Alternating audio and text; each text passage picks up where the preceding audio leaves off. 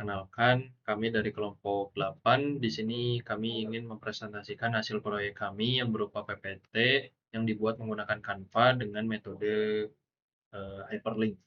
Langsung saja kita mulai. Di sini kita memiliki 3 menu utama. Yang pertama itu tujuan pembelajaran, menu materi, dan profil pengembang. Di bagian profil pengembang ini isinya yaitu anggota kelompok kami yang telah berkontribusi dalam pengerjaan proyek media pembelajaran interaktif ini. Selanjutnya ada tujuan pembelajaran. Nah, tujuan pembelajaran dari PPT yang kami buat ini atau proyek ini yaitu agar peserta dapat memahami konsep dasar live streaming serta menguasai aspek teknis yang diperlukan untuk menghasilkan live streaming atau konten yang berkualitas. Nah, melalui pembelajaran ini juga peserta diharapkan mampu mengenali komponen-komponen dasar dalam live streaming seperti mikrofon, kamera, lighting, dan juga software-software atau tools-tools yang digunakan dalam live streaming untuk menghasilkan atau menyajikan konten yang bagus berupa interaksi dengan audiens. Selanjutnya, materi yang akan dijelaskan yaitu masuk ke menu materi yang akan dijelaskan oleh rekan saya. Kenalkan, saya Kayla. Di sini akan menjelaskan menu materi pengertian dari live streaming. Nah, jadi apa itu live streaming? Live streaming adalah proses menyiarkan konten video atau audio secara langsung melalui internet, sehingga penonton dapat melihat atau mendengarkan tanpa perlu mengunduh terlebih dahulu. Jadi itu tidak perlu untuk diunduh, di-download terlebih dahulu. Nah, aktivitas ini memungkinkan komunikasi dan interaksi real-time antara penyiar dan audiens, sehingga sering digunakan untuk berbagai keperluan seperti hiburan, edukasi, promosi, hingga kegiatan profesional. Nah, dalam konteks promosi biasanya digunakan untuk live seperti di Facebook gitu, kayak ada orang yang jualan. Jadi penyiar dan audiensnya bisa saling berinteraksi dan bertanya-tanya. Lalu untuk konteks edukasi biasanya digunakan ketika dosen dan mahasiswa dosennya ingin menjelaskan suatu materi kepada mahasiswanya. Pada saat itu juga secara real time, sehingga mahasiswa juga bisa berinteraksi dengan dosen seperti bertanya. Nah, dalam praktiknya ini, live streaming memerlukan perangkat seperti kamera untuk menangkap gambar video, lalu mikrofon untuk merekam suara, software encoder, serta koneksi internet yang stabil agar siaran dapat berjalan lancar dan berkualitas. Karena kalau koneksi internetnya tidak stabil, biasanya live streamingnya itu bakalan ada delay dan lag. Perkenalkan, nama saya Dion. Di sini saya ingin menjelaskan istilah teknis yang ada di dalam live streaming. Nah, di istilah teknis ini ada empat istilah. Yang pertama adalah latensi, yang kedua adalah bitrate, yang ketiga adalah frame rate, dan yang keempat adalah resolusi atau resolution. Saya akan bahas dari latensi dulu. Jadi latensi ini merupakan penundaan atau jeda waktu antara input yang dilakukan oleh broadcaster terhadap respon sistem yang ada di perangkat pengguna sebagai penonton. Dan hal ini merupakan faktor yang fundamental yang mempengaruhi interaksi dan pengalaman antara manusia dengan komputer. Di sini kita bisa lihat lebih lanjut lagi bahwa latensi adalah hasil kompromi antara kecepatan dan stabilitas jaringan. Jadi semakin cepat, maka semakin rentan gangguan yang ada. Tapi kalau semakin lambat, maka bisa semakin stabil tapi kurang interaktif seperti itu. Dan untuk penyebab terjadinya latensi ada 3. Yang pertama adalah encoding delay. Jadi penundaan yang terjadi akibat data sedang dikonversi dan disiapkan untuk transmisi. Dan untuk meminimalisir encoding delay ini perlu perangkat keras yang handal yang mempunyai spek tinggi supaya terjadi latensi ini bisa lebih diminimalkan. Kemudian yang kedua adalah transmission delay. Nah, transmission delay ini terjadi akibat kemacetan di rute dan juga faktor jarak juga bisa mempengaruhi transmission delay ini. Terus yang ketiga ada buffering delay. Nah, mungkin kita udah sering dengar nih istilah buffering ini. Jadi buffering itu adalah penyimpanan sementara di mana video itu disimpan untuk sementara supaya video bisa berlancar dengan video streaming bisa berjalan dengan lancar seperti itu. Jadi streaming yang berkualitas tinggi mungkin memerlukan waktu buffering yang lebih lama, sehingga penundaan yang signifikan juga bisa saja terjadi di perangkat penonton seperti itu. Dan untuk ilustrasinya adalah seperti berikut. Nah, jadi di detik 0, si broadcaster sudah melakukan adegan seperti ini, kemudian di perangkat penonton, adegan seperti ini baru terjadi di detik ke-20. Jadi terjadi delay gitu ya, antara kejadian di broadcaster dengan di tayangan di perangkat penonton seperti itu. Dan untuk jenisnya, pertama ada yang ultra low latency, berkisar antara 1 sampai 3 detik. Contohnya ada di aplikasi Zoom atau di WebRTC, ini aplikasi video conference biasanya. Terus kemudian ada di low latency. Nah, low latency ini berkisar di antara 4 sampai 10 detik, misalkan ada di YouTube Live seperti itu. Terus kemudian untuk di standard latency ada di kisaran 15 sampai 45 detik. Contohnya ada di Facebook Live seperti itu. Kemudian kita akan membahas dari bitrate. Nah, bitrate sendiri secara langsung mempengaruhi kualitas video, dan biasanya bitrate yang lebih tinggi memberikan visual yang lebih jelas dan lebih rinci. Sementara bitrate yang lebih rendah bisa mengakibatkan distorsi visual atau audio dan mengurangi pengalaman dari penonton. Dan juga kalau secara gampangnya bitrate ini adalah jumlah data digital yang dikirim atau diproses per detik, biasanya diukurnya dalam kbps atau kilobit per second, atau juga bisa diukur menggunakan mbps atau megabit per second seperti itu. Nah, di sini ada penjelasan lebih lanjut bahwa bitrate menentukan kualitas video dan penggunaan jaringan, dan juga menyeimbangkan pengalaman menonton dan keterbatasan bandwidth. Jadi memahami jenis dan dampaknya ini berguna banget buat mengoptimalisasi performa dalam streaming di berbagai platform. Dan juga pemilihan bitrate ini benar-benar sangat diperlukan untuk memastikan kualitas streaming yang optimal di berbagai resolusi. Dan tadi sudah saya bilang ya, bitrate adalah jumlah data atau video yang dikirim per detik.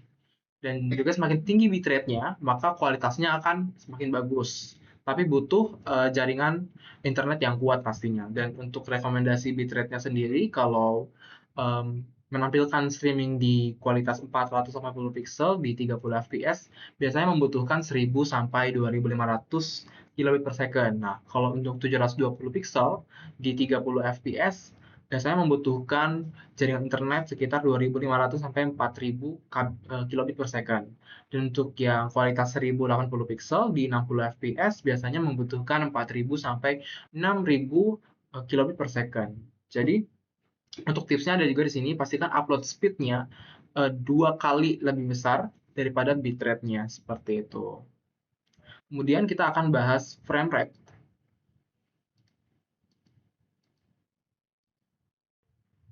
Nah, berikutnya ada frame rate, dan di sini frame rate itu punya artian atau definisi, yaitu jumlah gambar diam atau frame yang ditampilkan per detik untuk menciptakan ilusi gerakan dalam video tersebut atau dalam game, yang diukur dalam biasanya fps atau frame per second kayak gitu. Dan di sini frame rate itu benar-benar penting untuk menampilkan gerakan halus dalam video. Dan kemudian standar umum yang bisa digunakan dalam dunia streaming adalah 30 fps dan 60 fps. Berdasarkan pada persepsi penonton, berdampak juga gitu. Jadi sehingga frame rate ini mempengaruhi kualitas keseluruhan dari pengalaman streaming. Dan kemudian di sini ada penjelasan lebih lanjutnya. Nah, frame rate secara signifikan mempengaruhi kelancaran dan kejernihan dari video itu sendiri. Dan standar yang berbeda ini mempengaruhi juga persepsi penonton. Yang intinya adalah frame rate itu adalah jumlah gambar atau frame per detik. Nah, di sini bisa dilihat standar umumnya. Yang pertama ada 24 fps, itu biasanya digunakan untuk efek sinematik yang digunakan dalam film-film. Kemudian di 30 fps ada digunakan untuk standar umum seperti misalkan webinar atau misalkan sedang streaming biasa gitu ya. Dan kemudian ada 60 fps atau gerakan halus. Nah, kalau gerak halus ini biasanya digunakan untuk gaming atau untuk mendemonstrasikan penggunaan suatu alat seperti itu. Sehingga bermacam-macam frame rate ini disesuaikan dengan kebutuhan si pengguna broadcaster tadi. Dan kemudian di sini bisa kita lihat juga 60 fps itu lebih smooth gitu ya kelihatannya daripada 30 fps karena jumlah gambar diam yang ditampilkan itu lebih banyak. Nah, kemudian yang keempat adalah resolution atau resolusi. Jadi resolusi di sini adalah jumlah piksel dalam lebar kali tinggi yang menentukan gambar atau video dan juga menentukan kejernihan dan detail visual yang ada dalam satu video. Dan kemudian resolusi yang ada berperan untuk menentukan ketajaman dan detail gambar seperti yang sudah saya bilang tadi. Nah, format umum yang dipakai biasanya 720 pixel atau 1080 pixel dan 4K. Dan masing-masing format ini mempunyai persyaratan bandwidth yang unik yang pastinya mempengaruhi kualitas streaming dan juga pengalaman menonton secara keseluruhan. Kita bisa lebih lanjut di sini, kalau resolusinya buruk, maka visualnya juga terlihat kurang jelas gitu. Kalau misalkan resolusinya tinggi ada di HD, maka visualnya bisa lebih jelas dan lebih bersih sehingga persepsi penonton juga bisa lebih maksimal kayak gitu. Di sini resolusi yang berbeda memerlukan bitrate tertentu untuk kualitas streaming yang optimal. Jadi semakin tinggi resolusinya maka gambar semakin tajam seperti yang sudah saya bilang tadi, tapi butuh bitrate yang lebih besar. Dan memahami hubungan ini bisa membantu mengefisiensikan penggunaan bandwidth-nya dengan meningkatkan pengalaman menonton di berbagai perangkat. Dan di sini jenis-jenis resolusi yang ada dalam streaming yang pertama adalah 440 pixel. Dan ini biasanya berkisar di 854 kali 480 dan di sini kualitasnya adalah SD kalau dalam dunia streaming dikenalnya dengan namanya SD. Kemudian ada 720 pixel di 1280 kali 720 dan dikenal dengan sebutan HD atau High Definition. Kemudian di 1080 pixel biasanya dikenal dengan istilah Full HD dan kemudian di jenis resolusi 4K di 3840 kali 2160 biasanya dikenal dengan nama Ultra HD dan di sini juga bisa dilihat ukurannya dari jenis masing-masing resolusi. Jadi di sini 720 pixel ukurannya sekitar segini 1280 kali 720. Kemudian di sini ada yang 1920 kali 1080 dan ini sama juga 1080 tapi versi ultra wide-nya. Kemudian di sini ada 2560 kali 1440 atau dikenal dengan 1440 pixel. Ini kualitas 2K seperti itu. Kemudian ini juga ada 3440 kali 1440 sama juga ini 1440 pixel juga kualitasnya tapi dalam mode ultrawide. Dan kemudian terakhir ini yang paling bagus kualitasnya yaitu di 3840 kali 2160 pixel di kualitas 4K seperti itu. Dan kemudian saya akan kembalikan ke teman saya Aziza. Saya Aziza di sini akan menjelaskan tentang tool streaming. Jadi tool streaming ini adalah seperangkat hardware dan software yang digunakan untuk menyiarkan video atau audio secara real time dan nantinya itu akan bisa disiarkan ke masyarakat umum melalui platform live streaming. Di sini menyangkut 5 hal, yaitu pertama ada perangkat input. Perangkat input ini adalah alat untuk menangkap gambar dan suara seperti kamera dan mikrofon yang menjadi sumber utama dalam live streaming. Nah, input ini bisa berasal dari device sendiri atau perangkat bawahan ataupun bisa menggunakan perangkat luar itu eksternal yang biasa itu bertujuan untuk meningkatkan kualitas video, kualitas streamingnya. Kedua ada software streaming. Software streaming ini adalah aplikasi untuk mengatur, mengolah, dan mengirim video atau audio ke platform siaran, misalnya OBS atau Streamlabs. Jadi di software streaming ini input yang sudah dimasukkan itu diproses dengan mengatur seperti resolusinya, juga layout-nya. Yang selanjutnya itu ada perangkat pendukung. Perangkat pendukung ini adalah alat tambahan seperti lighting, green screen, dan encoder yang membantu meningkatkan kualitas tampilan dan produksi. Yang keempat ada platform live streaming. Platform live streaming adalah tempat siaran ditayangkan kepada audiens secara langsung seperti YouTube Live, Facebook Live, atau Twitch. Yang terakhir kelima itu ada koneksi dan infrastruktur. Ini meliputi internet stabil dan perangkat komputer yang memadai dan memastikan proses live streaming berjalan secara lancar. Dan koneksi dan infrastruktur ini perlu ditinjau dulu sebelum live streaming dimulai. Selain itu juga koneksi dan infrastruktur berhubungan dengan istilah teknis yang sebelumnya sudah dijelaskan.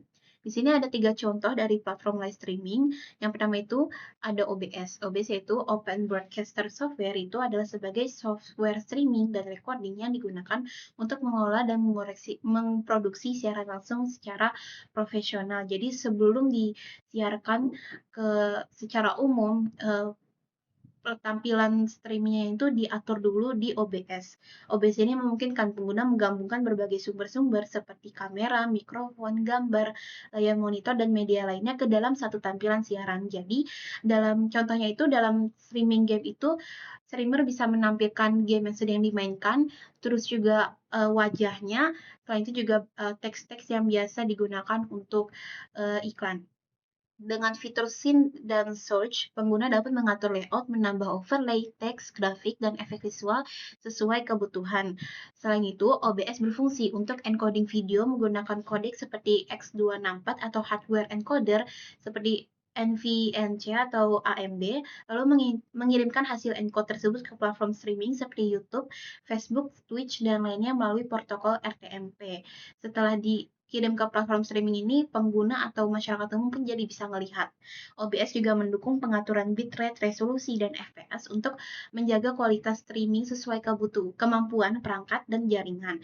Dengan fleksibilitas tinggi dan bersifat gratis, open source, OBS menjadi pilihan utama bagi streamer pemula hingga profesional. Selanjutnya itu ada Facebook.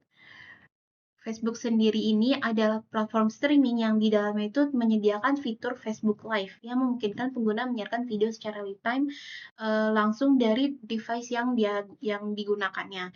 Fitur ini memudahkan pengguna Facebook seperti kreator, pembisnis, komunitas, hingga penyiar acara untuk berinteraksi dengan audiens secara langsung melalui komentar, reaksi, dan fitur tanya jawab. Sehingga melalui fitur ini terciptalah sifat interaktif di antara komunikasi jarak jauh ini. Selain itu, Facebook juga menyediakan berbagai alat pendukung seperti streaming seperti notifikasi otomatis ke pengikut, sehingga pengikut ini bisa mengetahui bahwa akun yang dia ikuti ini sedang melakukan siaran langsung. Terus ada fitur monetisasi yaitu stars dan iklan in-stream, ada jadwal siaran, serta insight analitik untuk melihat performa live. Insight analitik ini bisa digunakan oleh konten kreator atau live streamernya untuk melakukan evaluasi ke depannya untuk bisa menciptakan kualitas live streaming secara lebih bagus. Facebook juga memanfaatkan algoritma berbasis sosial sehingga siaran dapat menjangkau lebih banyak penonton melalui fitur share, grup, dan rekomendasi, dan menyajikan streaming yang kuat untuk engagement dan penyebaran konten. Dan selanjutnya itu ada YouTube. Kurang lebih sama dengan Facebook, yaitu dia sama-sama platform streaming yang menyediakan fitur live yang bernama YouTube Live. Sebagai salah satu platform terbesar di dunia, YouTube ini menyediakan infrastruktur yang stabil untuk streaming berkualitas tinggi, sehingga resolusi yang didapatkan oleh pengguna pun juga sangat mendukung untuk kebutuhan nontonnya, mulai dari 720 pixel hingga 4K, sehingga cocok untuk berbagai kebutuhan seperti gaming, webinar, konser, edukasi, hingga acara resmi. Selain fitur live, YouTube juga menyediakan chat interaktif, schedule streaming di VR mode yang bisa membantu penonton yang terlambat join live streaming, sehingga penonton itu bisa memundurkan durasi live-nya, dan alat analitik untuk memantau performa siaran. Untuk kreator YouTube menawarkan berbagai bentuk monetisasi seperti super chat, super stickers, membership, dan iklan yang bisa menawarkan keuntungan bagi YouTubernya. Dukungan algoritma YouTube yang kuat memungkinkan siaran menjangkau audiens global, sehingga platform ini menjadi pilihan utama untuk streaming dengan jangkauan kualitas tinggi. Untuk selanjutnya akan dijelaskan oleh rekan saya, yaitu Davira. Oke, perkenalkan nama saya Davira. Di sini saya akan menjelaskan terkait proses live streaming itu sendiri. Oke, jadi proses live streaming itu dimulai dari tahap rekaman, di mana acara live direkam menggunakan kamera dan juga mikrofon, yang dimana hasil dari rekamannya ini masih bersifat video mentah. Nah, oleh sebab itu akan dilakukan proses encoding dengan menggunakan encoder seperti OBS untuk dikompresi dan diubah ke format digital melalui protokol seperti RTMP atau RTSP. Nah, kemudian hasil encodingnya ini akan diteruskan ke server streaming, yang dimana video akan dipecah menjadi segmen-segmen kecil dengan menggunakan protokol HLS ataupun Dash, dan disimpan sementara di cloud storage agar siap untuk didistribusi. Nah, kenapa hasil videonya ini diubah ke segmen-segmen kecil? Nah, hal ini dilakukan agar penonton bisa menonton video kita secara real time tanpa perlu menunggu video yang keseluruhan itu selesai. Kemudian lanjut ke tahap terakhir, yaitu tahap distribusi, di mana pada tahap ini segmen video akan dikirim ke jaringan CDN seperti Fastly untuk mempercepat distribusi ke berbagai wilayah. Jadi, jika terdapat penonton yang berada di daerah, misalkan daerah Jakarta ataupun Surabaya, nah, mereka akan mengambil video dari server CDN yang paling dekat dengan lokasi mereka. Dan CDN ini juga berfungsi untuk memastikan video dapat diakses dengan cepat dan stabil oleh penonton melalui browser, perangkat mobile, atau streaming player, sehingga mereka dapat menikmati siaran secara real time dengan buffering yang minimal. Nah, contohnya itu kayak kita melakukan live streaming dengan menggunakan platform OBS. Nah, kemudian OBS ini akan mengirimkan video ke YouTube. Nah, YouTube akan menyebarkan video kita dengan menggunakan CDN mereka ke seluruh Indonesia. Selanjutnya, di sini terdapat video simulasi penggunaan OBS untuk keperluan live stream. Baik, mungkin sekian hasil presentasi dari proyek kami. Terima kasih telah menonton, semoga bermanfaat. Wabillahi taufiq wal hidayah. Wassalamualaikum warahmatullahi wabarakatuh. Dadah.